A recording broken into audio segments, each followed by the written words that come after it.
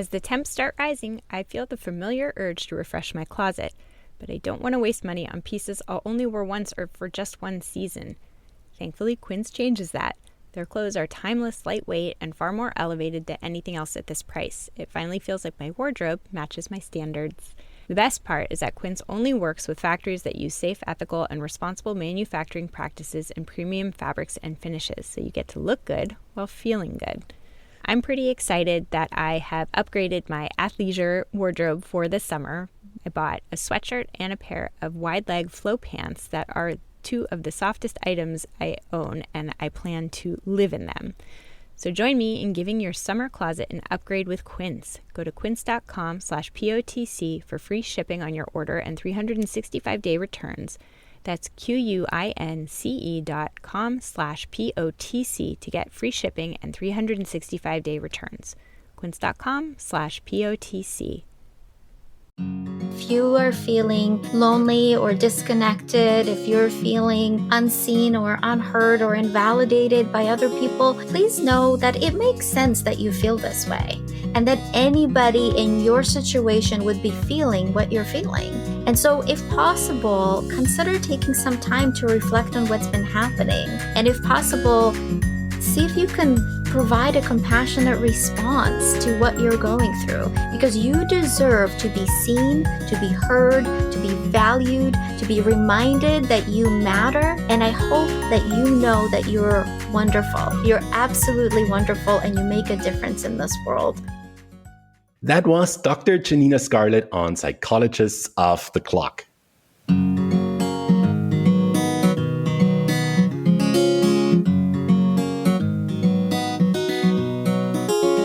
We are four experts in psychology here to bring you cutting-edge and science-based ideas from psychology to help you flourish in your relationships, work, and health. I'm Dr. Debbie Sorensen, a clinical psychologist practicing in Mile High, Denver, Colorado, and author of Act for Burnout, Act Daily Journal, and the Act Daily Card Deck. From America's Heartland, I'm Dr. Emily Edlin, a clinical psychologist based in Chicago, Illinois, and author of Autonomy Supportive Parenting. Calling in from Vienna, Austria, I'm Michael Herold, ACT coach, confidence trainer, and author of an upcoming book on being a better conversationalist and making friends. And from coastal New England, I'm Dr. Jill Stoddard, author of Be Mighty, The Big Book of ACT Metaphors, and Imposter No More. We hope you take what you learn here to build a rich and meaningful life. Thank you for listening to Psychologists of the Clock.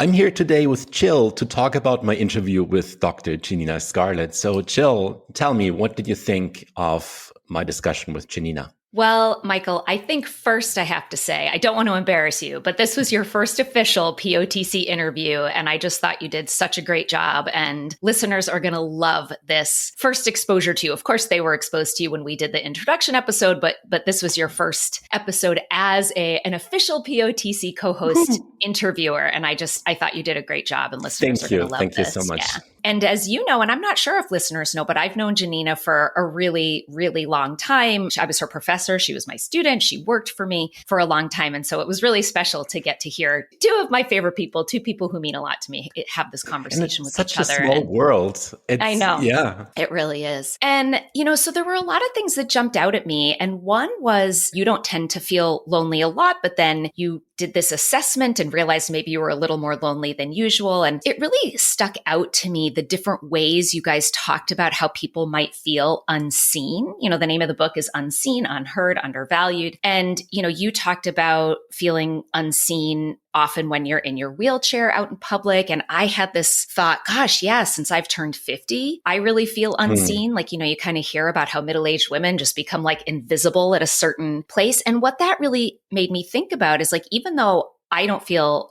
particularly lonely, and I think the reason for that is because I've really curated my group of people, my friends and family, and the people that I choose to stay in touch with. And that sometimes means a smaller group, but a more connected group. And that's one of the pieces of advice that Janina gives. But it really made me just kind of go, oh, wow, how many humans are walking around feeling this way? And that this is probably something I need to start even explicitly asking my clients about. You know, I've recently started doing something that was not inspired by the book. It was just something that I wanted to bring more into my life. And that is when I talk with service personnel at the checkout lane in the supermarket, gas station. I make a point in making sure I don't have headphones in, and I look them in the eye at one point. And I'm getting goosebumps just talking about this now, because there's this short human moment where maybe for the first time in an hour, someone actually saw that person at the checkout lane when they said, thank you, have a great weekend. There's really like, it's almost like sparks are flying a little bit between those eyes. And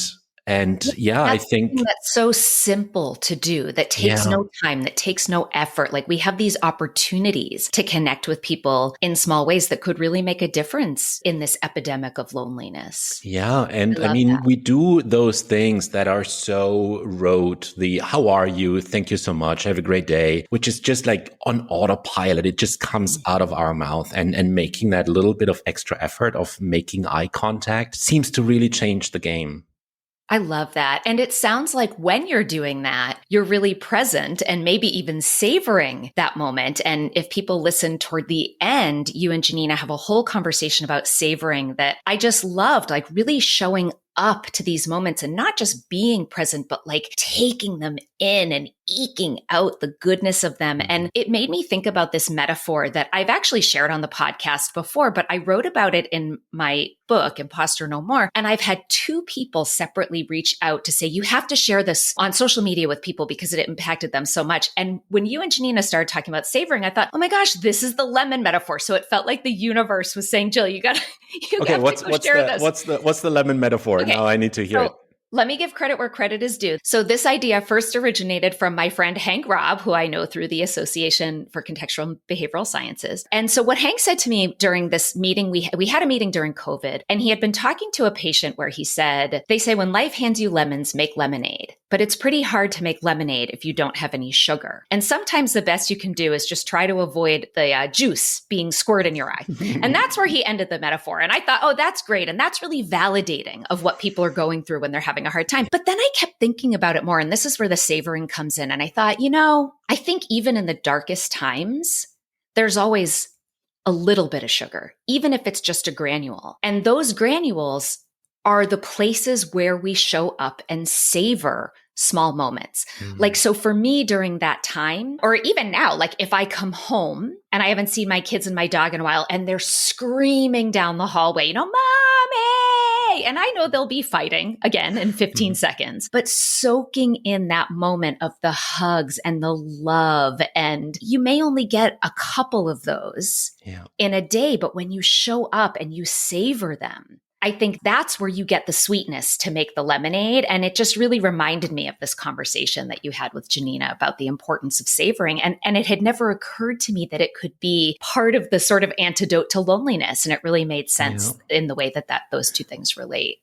It's one of those small ingredients of life, just like core values, which I talk about with Janina as well, where if we add values, if we add savoring, then a day where we didn't reach our goals, we didn't do everything we wanted to do, we failed left, right, and center, but we were still fully alive in that day because there were these small moments and there were these values that we brought in, even though the only thing we tried to do was not to squirt lemon juice into our eyes. Yeah, exactly. Well, I hope you enjoy this interview with Dr. Janina Scarlet. Dr. Janina Scarlet is a licensed clinical psychologist, an award-winning author, and a full-time geek. She's a Ukrainian-born refugee who survived the Chernobyl nuclear disaster and persecution. She immigrated to the United States at the age of 12 with her family. And inspired by the X-Men, she developed superhero therapy to help patients with anxiety, depression, and PTSD. For her work on superhero therapy, Dr. Scarlet received the Eleanor Roosevelt Human Rights Award by the United Nations Association. She's been featured on more media outlets than I could list in the time that we have here, and she regularly consults on books and TV shows, including the amazing show The Young Justice on HBO. Janina is also the only person that I know that has been turned into a character in a graphic novel. And she's a return guest on the show. We had her on the show in the summer of 2020 together with Sarah Scherer. That was episode 147. So today, we're going to talk about her most recent book, Unseen, Unheard, Undervalued: Managing Loneliness, Loss of Connection, and Not Fitting In. Welcome to the show, Janina. Thank you so much for having me. I'm so excited.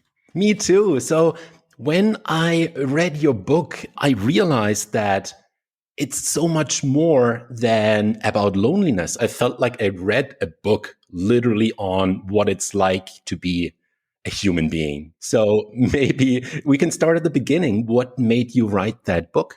You know, for me, loneliness has been such a close companion. And I think it's a feeling that I've been trying to run from since I was a small child, because I was told from an early age that if you're feeling lonely, you're just being ungrateful and you're just forgetting that you're so blessed and you have your family, you have your friends. You just need to think differently and focus on the good things. And I essentially internalized this message as there was something wrong with me.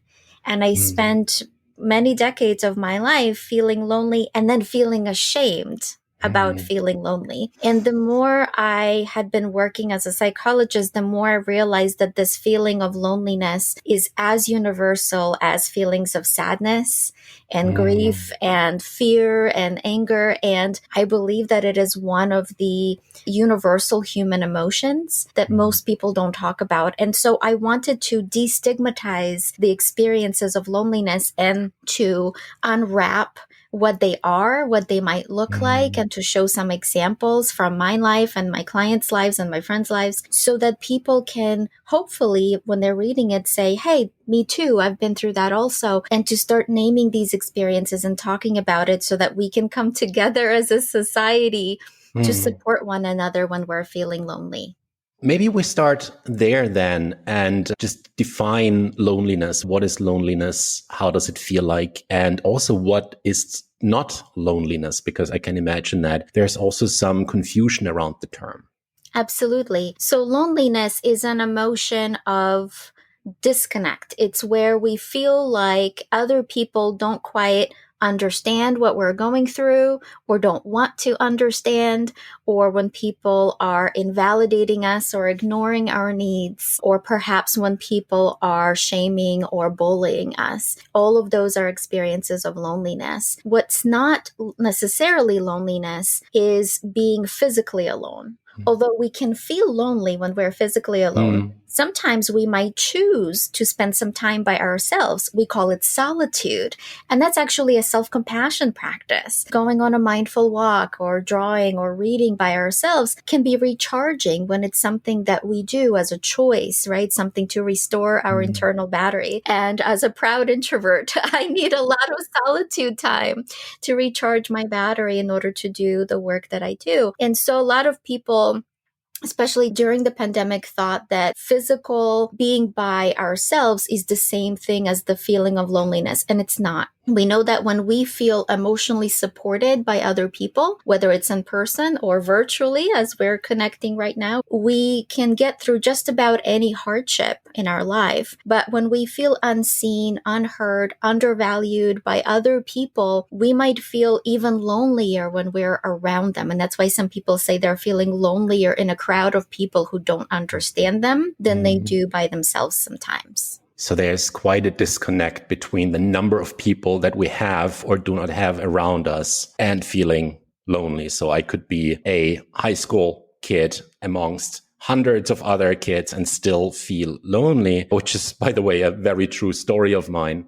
And at the same time, also a very true story of mine during the pandemic, connecting with people all across the world through Zoom, through messengers, through voice messages, and just having like such a vibrant social life that it was almost weird to think that this is actually a lockdown. Like I'm actually supposed to physically isolate when emotionally I could surround myself with so many supportive people that see me, hear me, and value me, because you have these three adjectives in the book title. Maybe we can just dig into each one a little bit more, because you make such a clear distinction between them, or I should say you explain it so well how each one of them feels and what emotions that is connected to.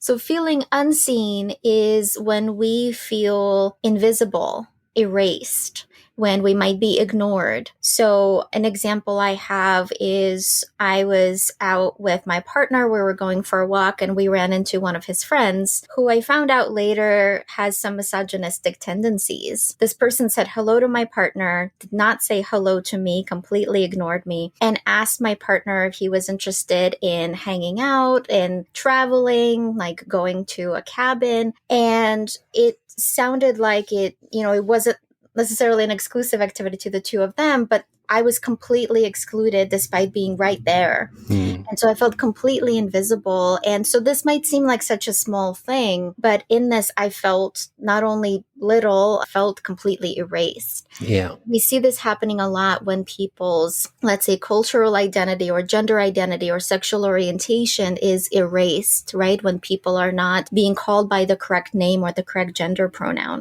And so what might come up when we're feeling invisible or unseen is we might feel sad, we might feel hopeless or helpless and defeated. Unheard, on the other hand, a lot of times elicits feelings of anger. And so when we're unheard, it's when we are invalidated. Sometimes we might be gaslighted, eliciting to feelings of not just anger, but also confusion. We might start doubting ourselves. And then finally, undervalued is when we might be shamed or embarrassed, right? Bullied, and sort of getting the unwanted attention from other people. And so all of these are experiences of loneliness when we don't feel emotionally safe and supported the way that we ought to be. And it's so interesting how before reading your book, I would not have connected being lonely with an emotion of being angry. But yeah, if you're not heard, that makes total sense. I have many examples around this, but my favorite example, because it was actually my mom who pointed this out to me, that at this point I was completely unseen, was when I am traveling with the train using my wheelchair. I always have someone from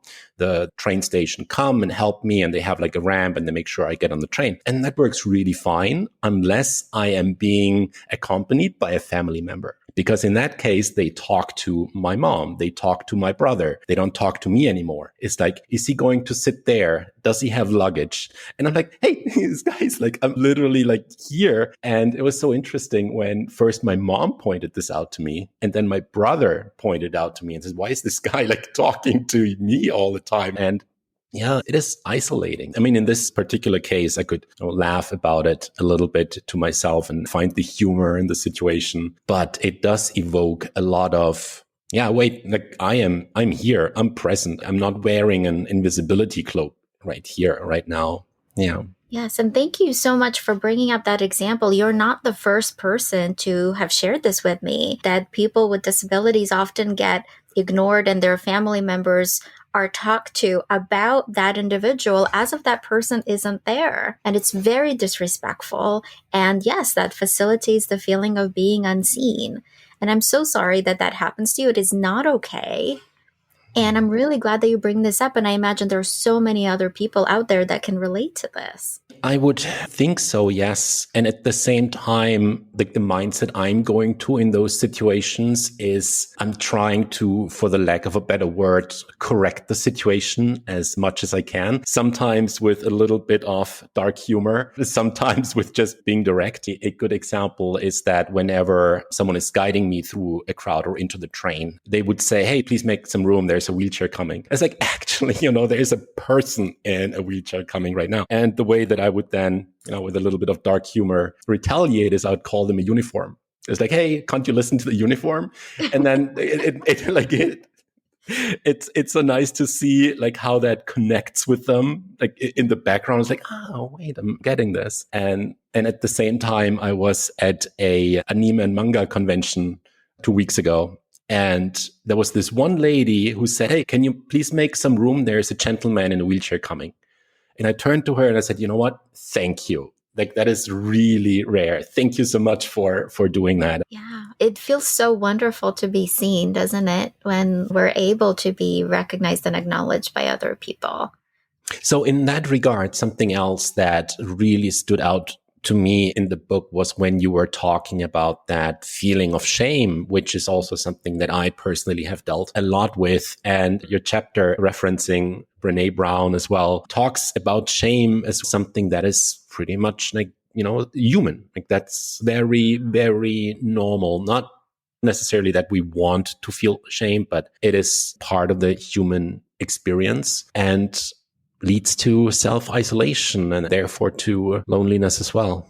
Absolutely. And actually, one of the chapters I wrote was about my experience of shame and my shame spiral that I went through when I realized I was giving the wrong presentation to a wrong audience. Oh yeah, tell that story, please. Oh my goodness. So I was about halfway through a presentation to a Zoom room full of people. And then I realized, oh my goodness, I am presenting the wrong presentation to the wrong audience. So I was hired to do a presentation for veterans in terms of how to manage mental health. And just the day before, I had given another presentation for mental health providers who treat veterans.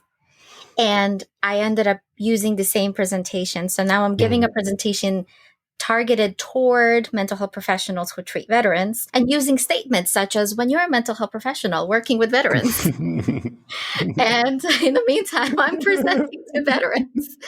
And so partway through, I realized my mistake and I self-corrected and, I addressed it to veterans, but the damage had been done. That must have been quite a pivot in a live session to turn this around into a new direction. And so on the slides, it did say like, when your client does X, so I would say, when you feel X, so I would kind of like rephrase it. But the shame I started feeling at that point during the session, and then for weeks afterwards, it was probably one of the most humiliating things I've ever felt. One of the most shameful things, I should say. Not humiliating, shameful would be the correct Brene Brown definition here. One of the most shameful experiences I've ever been through. And for me, I went inward like so many of us do when we shame spiral. And so I was internally punishing myself. So after the session was over, I was basically mentally abusing myself. I was calling myself names and saying, how could you do this? You're such an idiot. And, and much harsher words that we're not going to say here. And what I was doing was not just self-isolating, I was perpetuating the shame spiral. Yeah. And I think that when we are in shame, when we isolate as a way of avoidance, which is completely what I was doing, we tend to feel worse. And another option here is either to reach for support, right? To reach out to our friends for support and validation, trusted friends, or to spend some time in reflection and solitude in terms of thinking about, okay, this is what happened. What are my options? How do I want to respond to this? What would be the most core values-based action that I can take that would allow me to maybe support this population, for example, right? And so I was able to reach out to the coordinator for the presentation and offered to, first of all, I asked to not be paid for the presentation. I asked to give another presentation free of charge.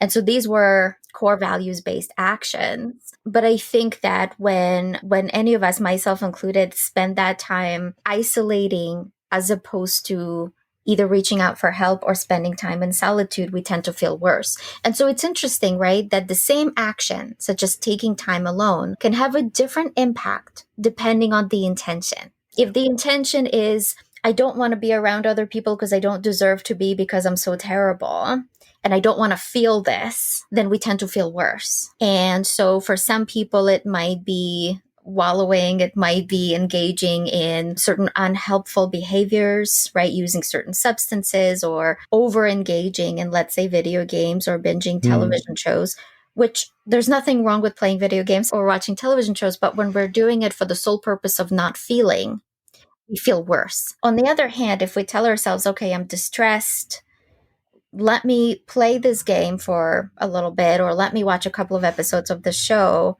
so that I can soothe and then I can figure out the course of action, we feel better. We feel differently. And so I think the intention that we choose to take in response to shame can change how we feel and then also how we react after.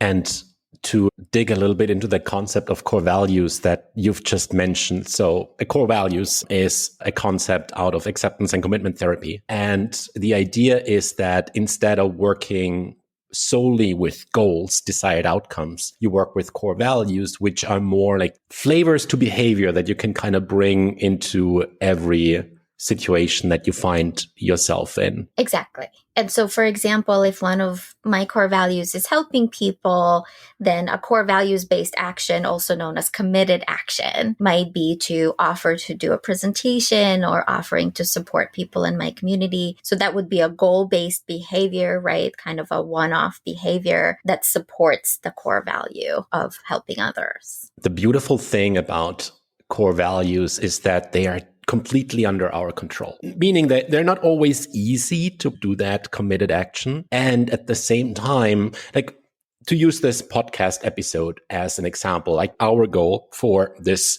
episode might be that 8 billion people listen to it. And then it gets turned into a book series and James Cameron makes a VFX heavy movie about it and becomes world famous and changes lives. That's a goal. It's certainly worthwhile to work towards, and I would argue also very probable. However, it's not under our control. Like there are variables in there that we can't control. What we can do, however, is show up to this conversation with our values. So for me, the values that I picked out as I was coming into this was my value of curiosity, my value of adventure, my value of responsibility, which I lived by preparing, hopefully enough, and also my value of hope. And these values I can bring into anything we discuss here, and it's completely under my control. And I find that makes the concept of values just so incredibly powerful. Absolutely. And I think a lot of times we think that we don't have choices in our life. You know, when we really value something, for example, we might feel as if we don't have a choice when it comes to setting boundaries with other people because we might be afraid of hurting that person's feelings. And yet we might have choices that might make us uncomfortable.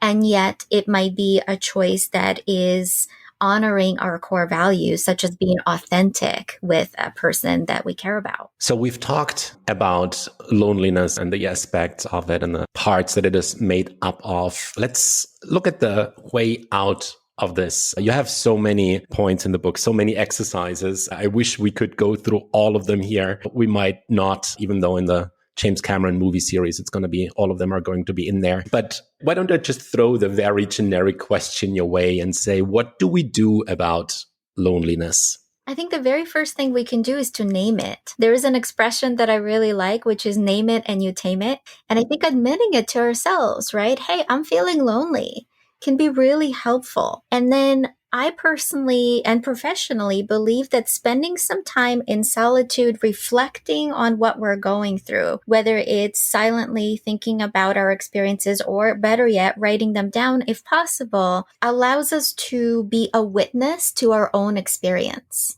And I think when we can be a witness to our own experience, we can be our own compassionate friend. This is when we can have that connection with ourselves. What happens for many of us is that we go through something called self-abandonment. Right? We try so hard to fit in with other people that we neglect who we are and we abandon the core of ourselves. When we spend time reflecting on our experiences, maybe either journaling or maybe verbally reflecting, some people like to use a voice recorder to reflect what they're going through, or sign language, or anything that's acceptable for or appropriate for that particular person. But externalizing that experience and being a witness to what we're going through can allow us to have an understanding and acceptance. And then, if possible, then to reach out to trusted people in our lives, or maybe even starting our own, let's say, loneliness support group, which is my dream. I'm hoping there'll be 8 billion support groups out there where we can share our experiences, where we can say, hey, I just wanted to share with you, I've been struggling with loneliness and this is what it looks like and this is what would help me. Have you ever been through something like that? And rather than inviting the person to give us advice, we can invite them to share their experience. And I find that when people are able to say, you know what, me too, I've been through that too, I think that's when we feel connected, and connection is the opposite of loneliness. So the opposite of loneliness is not being around other people. It's connection, whether it's in person or virtual or in any way that it can happen. There's so much in there. The first thing was that going through that exercise of naming it, taming it, writing about it, journaling about it, sounds like we would, for maybe the very first time, see, hear, value ourselves. It's like others don't see me, others don't hear me. But wait a second, I'm not even taking the time to validate this for myself and to sit in this for myself. And, this was actually something that came up for me as I was going through your book. And I don't consider myself a lonely person. I'm an introvert. I like my solitude. I like my hobbies. I like to close my door and not see anyone. But when it comes to social activities, I thought, oh no, this is, I got this. And then I was going through the questionnaire that you have at the beginning of the book. And with every little row that I filled out, I was like, whoa, wait a second. There's a lot of loneliness actually in my life. Like I wasn't aware of that, but spending some time in that, it's like, oh, that's where some of those feelings and thoughts come from. That, I am going out, but not as much as obviously I'd like to. And that's where this makes its way into my life. And so it was a really interesting experience to find that and to then sit there with it and say, okay, you know what, this is what's happening right now. It makes sense that I'm feeling like this given what's going on. And now let's go out there and find those people that then will see and hear and value us. So apparently, the first step is to acknowledge this for ourselves, to be our own support first, then find support in others. If I remember correctly, there was also a piece in there, a chapter or two, about getting clear on what is important to us, what we kind of actually want from the people out there, so that we don't find, what was the term you used? I think you used friends of convenience, as opposed to the chosen family that we actually want to spend time with. And I would imagine that as a first step to finding that chosen family is get clear on what it actually is that we look for in those around us in that chosen family. Exactly. It's finding people who do, right, see, hear, and value us, people that provide emotional safety instead of frequent invalidation or gaslighting or minimizing our experience, people who ideally share similar core values to us, right? And people that can understand and respect our friendship love languages.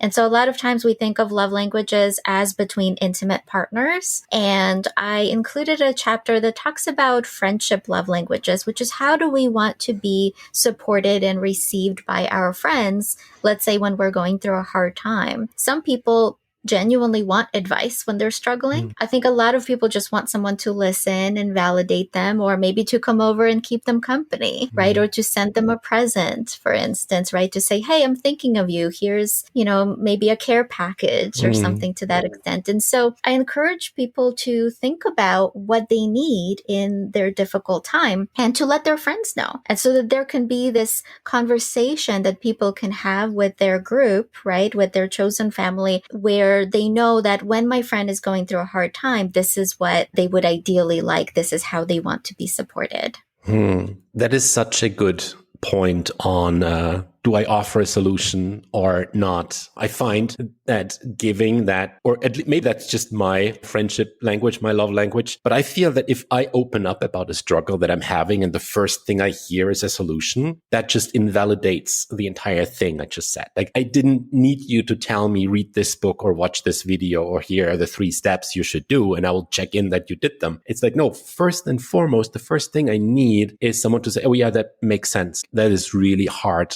no wonder you're struggling. I hear you. I see you, and I'm here for you. And then maybe, can you give me a solution? Have any idea what I can do? But please let that not be the first thing that I hear when I share something like this. And I did a vulnerability workshop this weekend where I told everyone participating at the beginning, I said, you know what, I'm going to ask you some questions. And then I just want to go around and everyone answers the question in their turn. You can go as deep or as superficial as you want. Also, please feel free to skip a question if you're not comfortable answering that. And you're not allowed to give any solutions. All I want you to do is sit there, maybe have the heart emoji up in the chat, but just be with that person. And when that person is done talking, please don't jump in and do your answer. Give them 10 seconds, 20 seconds to just let them feel heard. And that was actually the feedback that I got at the end, was that a lot of people said, you know what, those 10 seconds, those really hit home for me, because I realized when I stopped talking, people are still listening and processing, and they're still with me. And in those 90 minutes of workshop, there was not a single solution that was being offered. And at the same time, at the end, everyone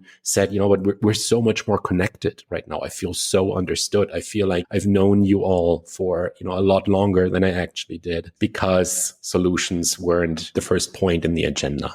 That's it, right? And you created such a lovely space for everyone, right? Where you created what's called emotional safety for everyone. And because the intention was not focused on solution, on rescuing anyone, right? The only intention that you requested of everyone is to be present and to listen and to give themselves the permission to participate in any degree they felt comfortable. People were able to really hear each other. What a lovely way to set up a group, right? And create emotional safety for everyone. Yeah, well done. Thank you. Thank you. I find that especially with vulnerability, it's something that, I work a lot with men, so that might be different in other genders. And for the men that I work with, there needs to be a step-by-step plan. Like, how do I become vulnerable? How does that actually work? How do I share so that I'm heard by the other person? What are the steps that I need to do so the entire thing is safe and nothing can happen? It's like, unfortunately, that's not how it works. There's no hack to that. This depends a lot on your values and the people you surround yourself with. And let me show you how this works in an emotionally safe environment. So lovely. I love how you structured it. It sounds like a wonderful group, and it sounds like a really, really safe environment that you created. It's an incredible group, yes.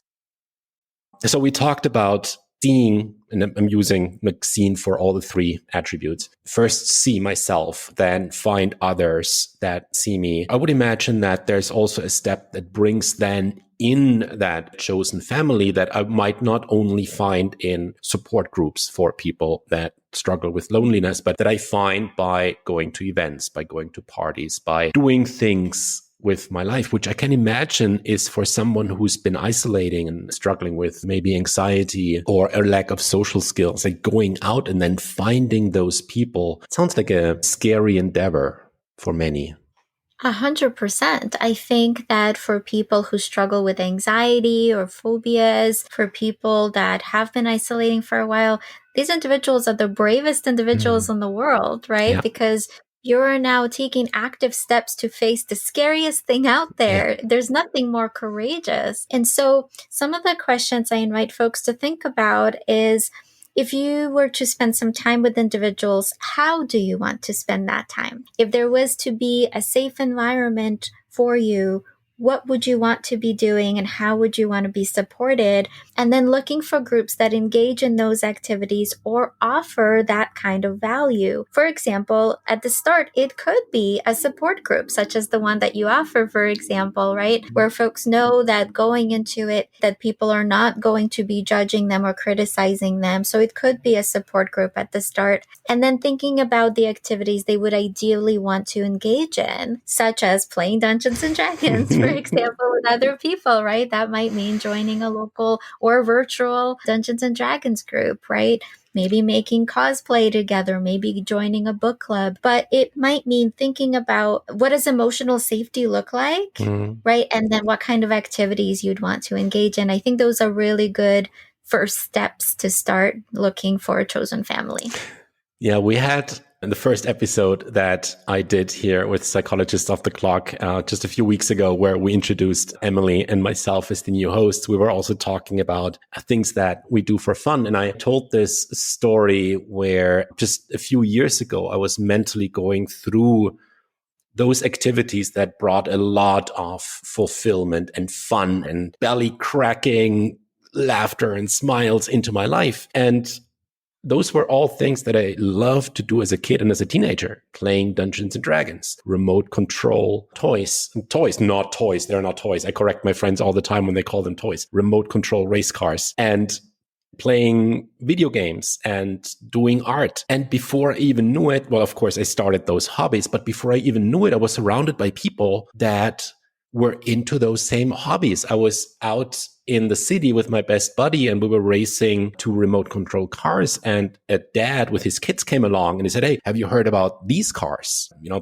blah, blah." And I said, "No, we haven't." And he said, "Well, I have a couple of them. Why don't you come visit and we'll take them for a race?" Next person in the group. And then, playing Dungeons and Dragons with friends and finding new friends and going to conventions. So in order to give, for the lack of a better word, a sort of like manual on how to do this, find something that truly invigorates you and that you love doing, and then find other people that also love doing that. Exactly. Yeah. Did I summarize that correctly? Yes, beautifully. Yes. And think about ways that it would be an emotionally safe and validating experience for you. And that's the second component of it, right? Is being heard. How do you want to be heard, right? So practicing validating yourself, let's say by journaling. So there's an exercise I like to do with my clients, which is called journaling in 2 parts. So for part 1, the client will write their own experience as if they're sharing it with a safe person. For part 2, they write a compassionate and validating response, such as, "Of course you'll feel this way," or "It makes sense that you feel this way. I hear you. I understand you. I support you. I'm here for you." And so it's a way of a person practicing hearing themselves and then thinking about maybe even specific phrases to ask the people in their chosen family to practice saying to them. Some people think that it's not okay to do that it's not okay to advocate for ourselves or to ask people to give us specific maybe words of affirmation or words of support, but it is perfectly okay, because if an individual really cares about us, I imagine that they would want to know the most helpful thing they can do in that moment. And similarly, we would want to do the same for them. We would want to know the phrases or the actions that we can take to help them. Absolutely. I'm reminded of one of my best friends who, after a few phone calls or meetings, I would then the next day get a voice message that said, "Michael, you know what? When I shared this and this, I didn't really feel supported by you." And that stung a little bit. "What? I'm not perfect. What are you even saying?" And then I was like, wait, this took a lot of courage for her to tell me. And yes, I can agree or disagree with it, but this was a clear ask for her on how to show up in her life when she's sharing something that she's struggling with. And I took note. I was like, okay, the next time I'm in this situation, this is how she needs to be supported. And since I want to be that person who supports my friends, this is how I need to show up in order to be of support. And yeah, I still remember listening to their voice message or reading the text and thinking like, ouch, dang. And at the same time, yeah, that's necessary. And I wish I sometimes had the courage to be as direct and self-advocating in that regard and let other people know, like, hey, actually, you know what? This is not cool. I need you to show up a little bit differently when I share something like this. So I shall make that something on my to-do list to work and refine. I love that. And it was so courageous of your friend. You're absolutely right. It was so courageous of your friend to reach out to you, and how wonderful that you were able to take in that message, reflect on that, and learn from that experience. And also, I think you're absolutely right that it's something that we as humans struggle with and also would be helpful for us to do with other people. So I hope you do. And I know for myself, it was incredibly scary when I've had to give and also receive this kind of feedback from other people. But ultimately, in both of those experiences, for me, I was really grateful if someone either gave me feedback or was able to accept mine. So there's one concept that you describe in your book that I felt helps so much with bringing about the beauty that is out there in the world and our friends and our chosen family. And that is the concept of savoring.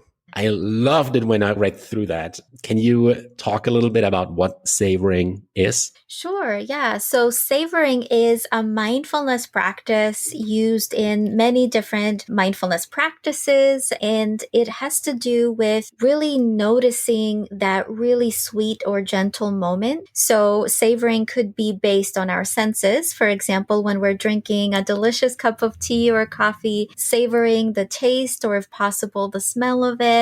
It could be savoring what we're looking at. For example, seeing a beautiful bird outside. It could be savoring a moment, maybe a moment in solitude, a moment of silence, or maybe a moment of lovely music, a moment with a loved one. And so it's noticing the loveliness of that moment and really feeling every sense of it. And I remember there was this one moment where I was in the car with my partner, and our son, who was 9 years old at the time, was sitting in the back seat, and he was singing a song from anime, from Tokyo Ghoul. Actually, he was singing the opening theme, which I don't know if you know the opening theme of Tokyo Ghoul. Why don't you sing it for us? It's a heavy kind of song, and I think the lyrics are something like, and in my heart I'm so damaged, or something like that. It's quite a heavy song. And so you have this 9-year-old boy who has, that childlike innocent voice who's singing this song, and I started cracking up. And it also just warmed my heart, to see him singing a song from an anime that he enjoyed watching, and just noticing like, oh hey, like I'm having this lovely moment with people that I love. And so it was a simple moment, but it was so lovely that I'm always going to remember it. So taking everything in, recognizing that this is a precious moment, and then just soaking it up and creating that memory that involves all the senses. And maybe even more important than forming the memory is like being present with that amazing moment that we find ourselves in. Exactly. To me, that chapter really spoke, because while I think I'm fairly good at having leisure time and hobbies and doing those things, I oftentimes find myself rushing through them, which is so ironic when I catch myself doing that. I was like, oh, I have to do this, and then it's finally done. It's like, yeah, but you're actually doing this because it's fun. It's not about like getting it done. So slow down, breathe, enjoy what you're doing, and really sense everything. In books are sometimes good examples where I'm like, oh, I finished another page. It's like, you're not reading the book to finish it. You're reading the book to enjoy it. So can you please do that right now and slow down? It's not about the outcome. It's about what you're doing here and now. And that just adds so much quality, especially to those precious moments. 100%, right? I think so many of us do that. I know that as a recovering workaholic, for me, it was very much, for many years, was what's next. And so I might be at a wonderful Halloween party, for example, but in my mind, I'm thinking, okay, and then when I get home, I have to clean, and then I'm not savoring spending time with people I care about, being in a cool costume or, celebrating Halloween. And so, yeah, being in that moment, not just mindfully, but also really savoring that experience, I think can allow us to experience the joy of that moment, right? And being fully there. And yes, in the next moment, something else will be happening, but can we savor that moment, that second, that experience? Now that I listened to you in the Halloween party experience, for me, I think the savoring kryptonite for me is food. I love cooking, and I love shopping for groceries, and I cook some amazing meal. And I have to admit it, I watch my favorite series while I'm eating. And then I'm sitting down, and by the time the intro music has finished, my plate is empty. I'm like, how did that even happen? It's like, how did I just do that? This is definitely something where I need to dial up the savoring quite a bit. I think that's something that we could all probably use, right? There's nothing wrong with watching television. And I think that if we can savor these experiences separately, when possible, right? If we can savor the experience of having dinner and then savor the experience of watching our favorite show, I think that we can enjoy both, right? Yep. If we can do them sequentially, perhaps. So there's one last thing I want to come back to, because I realize with the savoring, I've kind of jumped ahead a little bit. When we talked about finding your chosen family and these activities that we love doing, something that you write in the book is that if that group doesn't exist, why don't you create it? Why don't you start organizing one? Do you have any tips around that or any experiences? Yeah, absolutely. And so in the book, I shared about a client of mine. So in the book, I called her Rita. That's not her real name. So I'm going to use the name Rita. And so Rita was a client of mine for a number of years, and she's someone who struggled with loneliness. She was going through a really horrific injury right at the start of the pandemic. So not only was there a lockdown, but Rita was also recovering from this injury and couldn't leave the house anyway. And so Rita joined a virtual AA group, and then started greeting the members of this group with a lovely greeting that she herself created, which is hello family. And so she started every morning when she would join this virtual Zoom group, she would say hello family. And then so over time, other people started responding that way too. And they would say hello family. And so just by creating a loving greeting, Rita started facilitating this connection, which didn't exist in that group before. And then last year, Rita decided that she didn't want to spend the holidays alone. And she figured that there are probably other people that are also maybe going to be alone for the holidays. So she started a holiday party.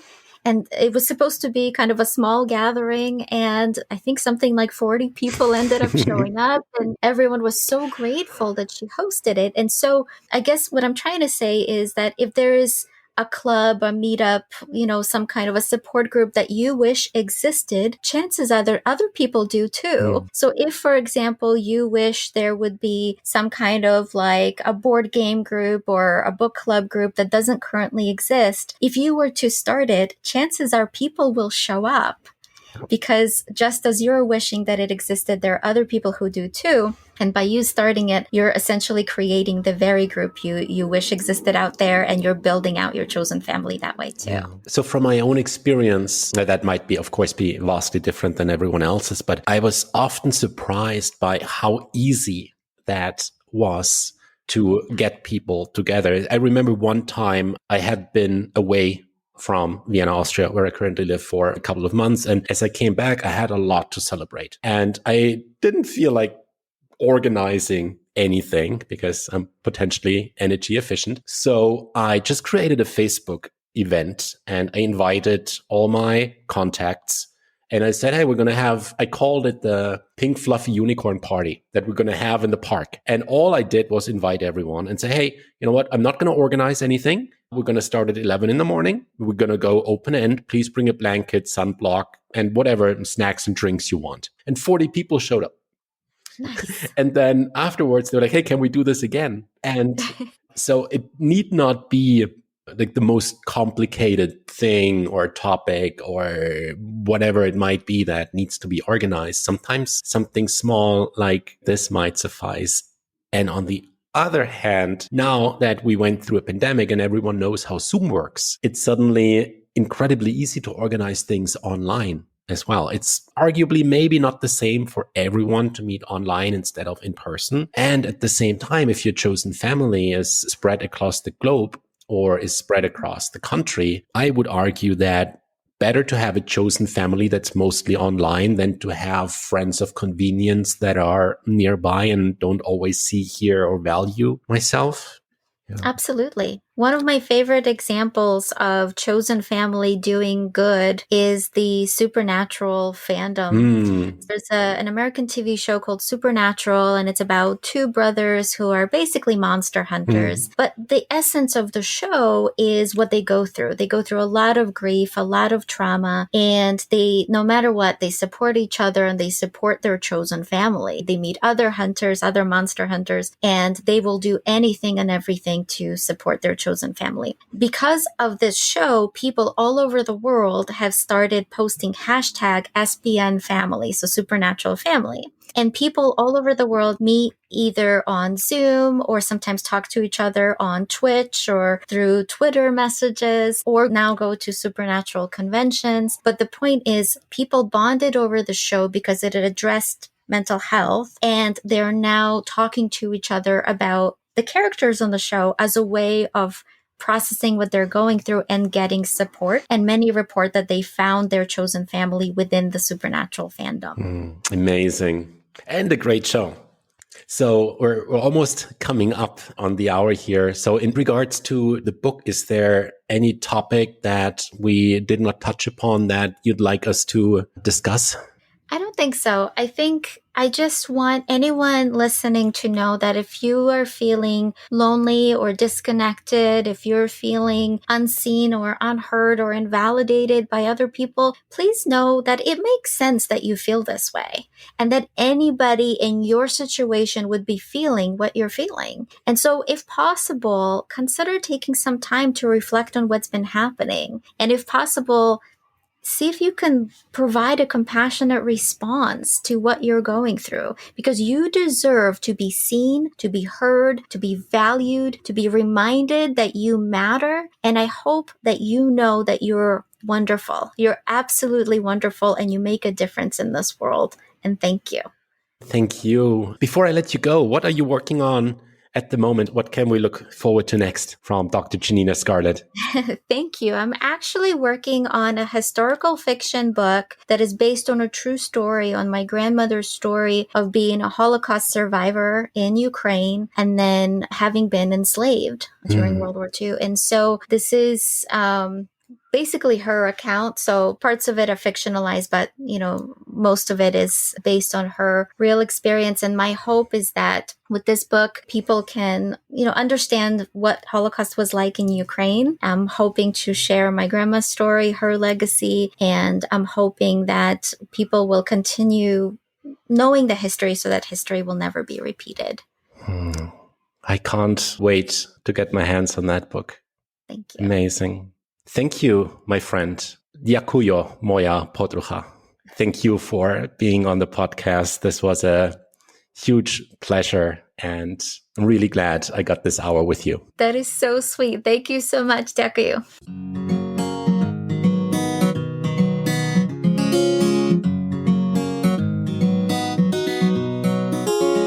Thank you for listening to Psychologists Off the Clock. If you enjoy our podcast, you can help us out by leaving a review or contributing on Patreon. You can get more psychology tips by subscribing to our newsletter and connecting with us on social media. We'd like to thank our podcast production manager, Jadine Stout-Williams. This podcast is for informational and entertainment purposes only and is not meant to be a substitute for mental health treatment. If you're looking for mental health treatment, please visit the resources page of our website, offtheclockpsych.com.